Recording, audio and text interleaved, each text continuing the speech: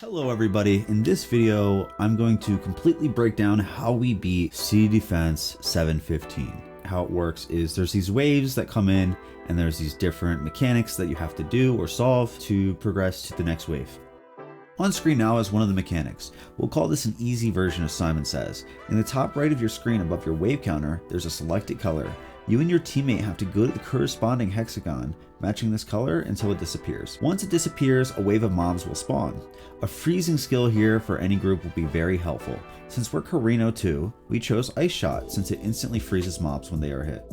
Fast forward to the end of wave 6. 4 sets of snipers will spawn on the outer edge. Once you defeat all 4 groups, 2 laser machines will spawn randomly among the 4 corners in the middle square. In our group, my partner has Blink and I have Frigid Transmission, so I can apply slow to any mobs that may potentially leak in the future. Since he has Blink and can return faster, he'll clear the last set of snipers while I wait on the opposite side of the middle.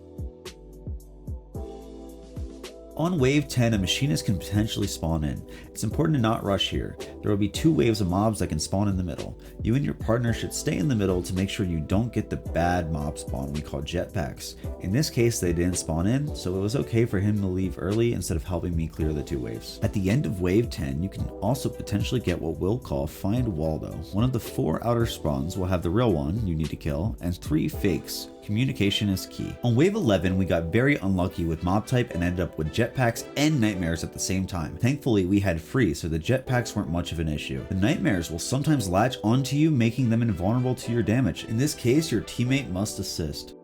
On wave 12, the Goblin High Priestess spawns in.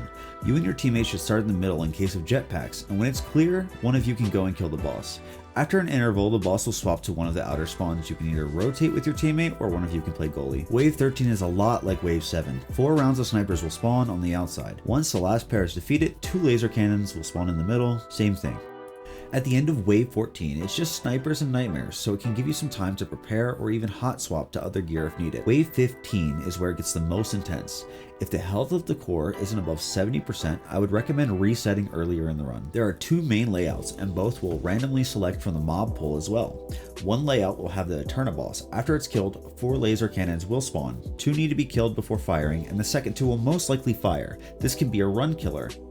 In our case, we got half lucky with the machinist layout. After the machinist dies, 4 laser cannons will spawn.